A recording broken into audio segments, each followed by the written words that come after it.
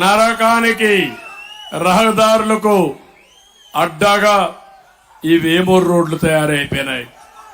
ఆ రోడ్ల మీద పోతే గర్భిణీ స్త్రీలు హాస్పిటల్ కూడా అవసరంలా మధ్యలోనే డెలివరీ అయిపోతుంది. అలాంటి అధ్వానమైన పరిస్థితిలో ఉన్నాం. ఇది తప్పకుండా మళ్ళా ఇప్పుడు ఒక ఆయన మొన్నటి వరకు ఉన్నాడు, ఒక మంత్రిగా వెలగబెట్టాడు మేరుగా. ఇప్పుడు ఇక్కడ లేడు, వస్తా ఆయన కథ కూడా. ఇక్కడ ఆసుపత్రుల్లో కూడా సౌకర్యాలు లేవు, అవన్నీ చేస్తాం. తమలో ఇప్పుడు నేను ఒక విషయం అడుగుతున్నా. మేరుగా నాగార్జున అంటే రెడ్ కార్పెట్ వేసి పెద్ద స్టేజ్ కట్టి తుఫాను బాధితుల్ని వరదను చూస్తున్నాడు. ఎప్పుడో పొలంలో అడుగు పెట్టిన వ్యక్తి ముఖ్యమంత్రి. మీరు కష్టాల్లో ఉంటే మాట్లాడి పరామర్శించిన వ్యక్తి ముఖ్యమంత్రి. ఈరోజు ఓటు కోసం ఒకప్పుడు నెత్తిన చెయ్యి పెట్టాడు, ముద్దులు పెట్టాడు, తర్వాత పిడి గుద్దులే గుద్దులు.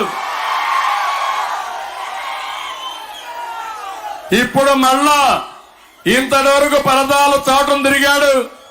ఇప్పుడు పరదాలు వదిలిపెట్టి మళ్ళా నాటకాలు మోసాలతో మళ్ళా వస్తున్నాడు. నమ్మతారా అని మిమ్మల్ని అడుగుతున్నా. ఒక అహంకారి ఎంత దుర్మార్గంగా ప్రవర్తిస్తాడంటే ఈ కృష్ణా డెల్టాని మీరు చూస్తే ఎప్పుడో తుఫాన్లు వచ్చి నష్టపోతున్నాం. మొదటి పంటకు కూడా నీళ్లు సకాలంలో రావడం లేదు. ఇది ఆలోచించిన తర్వాత పట్టిసీమ ఒక్క సంవత్సరంలో పూర్తి చేసి ఆ నీళ్లు కృష్ణా డెల్టాకి ఇచ్చిన ఘనత తెలుగుదేశం పార్టీది. ఒక నెల ముందు పంట వేసుకునే పరిస్థితి వచ్చారు. దీనివల్ల మీరందరూ ఎక్కడికక్కడ తుఫాన్ నుంచి తప్పించుకునే పరిస్థితి వచ్చారు. 13 లక్షల ఎకరాలు కృష్ణా డెల్టాలో ఉంది. అలాంటి పట్టిసీమ నేను కట్టానని దాన్ని వాడకూడదని వాడకుండా చేసి మిమ్మల్ని తుఫాన్లో ముంచేసిన వ్యక్తి, నట్టేట ముంచేసిన వ్యక్తి ఈ జగన్మోహన్ రెడ్డి. ఏ ముఖ్యమంత్రి అయినా బుద్ధుంటే జ్ఞానం ఉంటే నేను పట్టిసీమ కట్టింది రైతుల కోసం కట్టాను తప్ప ఇంకో దానికి కాదు. దాన్ని ఉపయోగించాలంటే మీరు ఆలోచించాలి. ఏదైతే మీరందరూ చూశారు, ప్రజా వేదిక కూల్చివేతతో ప్రారంభించినటువంటి విధ్వంసం పట్టిసీమను కూడా ఉపయోగించుకోకుండా ముందుకు పోయే పరిస్థితికి వచ్చాడు. అందుకే ఇంకో పక్క పోలవరం పూర్తి చేసి నదుల అనుసంధానం చేసి 2 పంటలకు కాదు, గుంటూరు జిల్లాలో 3 పంటలకు నీళ్లు ఇచ్చే అవకాశం వస్తుంది. 72% పూర్తి చేశాం. ఎన్నికల ముందు మేము అనుకున్నాం 2020కి పోలవరం పూర్తి చేయాలనుకున్నాం. నేను అడుగుతున్న తమ్ముళ్ళు మిమ్మల్ని అందరినీ, ఈ రోజు ఏం చేశాడో పేపర్లో మీరు చూశారు కదా అని అడుగుతున్నా. పోలవరం ప్రాజెక్ట్ ని గోదావరిలో ముంచేశాడు. డయాఫామ్ వాల్ పోయింది, కాఫర్ డ్యాములు పోయినాయి, గైక్ బండ్ పోయింది.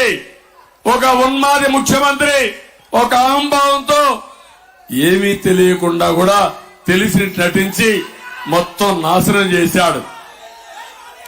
ఇంకో పక్క ఇక్కడే అమరావతి ఉంది. మీకు అమరావతి మన రాజధాని అవునా కాదా అని మిమ్మల్ని అడుగుతున్నా.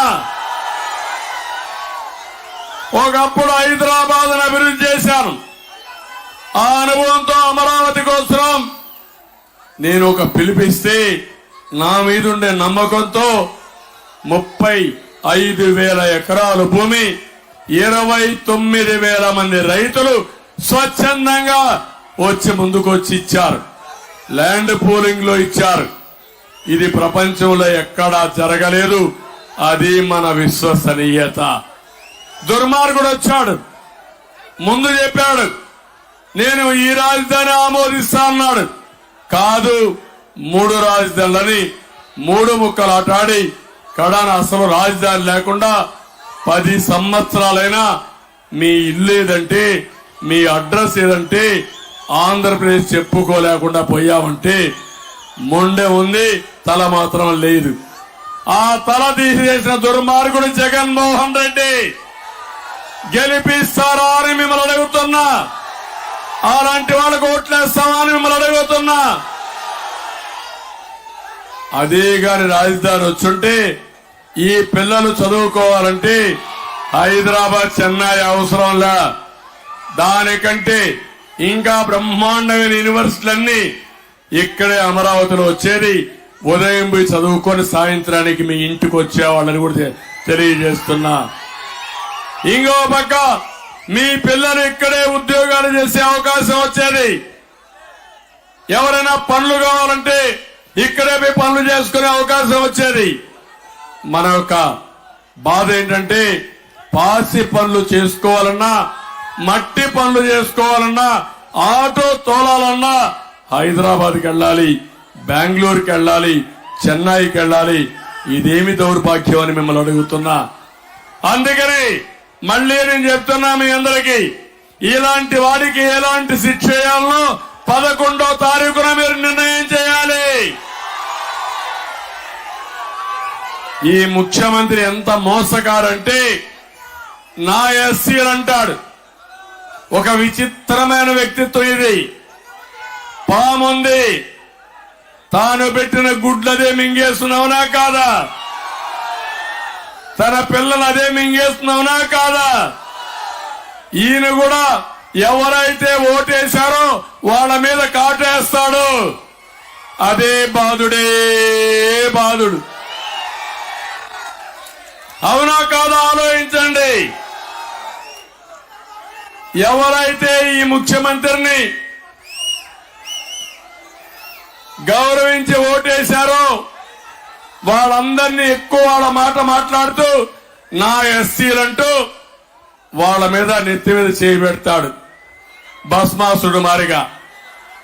అది అవగాహన ఈ గవర్నమెంట్ లో ఎక్కువ బలైపోయింది షెడ్యూల్ కులాలేనని చెప్పి కూడా నేను మీకు తెలియజేస్తున్నా.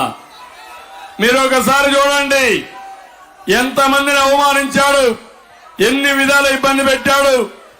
నా ఎస్సీలని 25,000 రూపాయలు సప్లాన్ లేకుండా చేసిన దుర్మార్గుడితనం. పక్కన చీరాల మాస్క్ పెట్టుకోలేదని విక్రమ్ అనే దళితుడిని కొట్టి చంపేసిన దుర్మార్గుడు ఈ ముఖ్యమంత్రి. ఇంకో పక్క మీరు ఒకసారి చూస్తే ఈ ముఖ్యమంత్రి దళితుల్ని ఎంత మోసం చేశాడంటే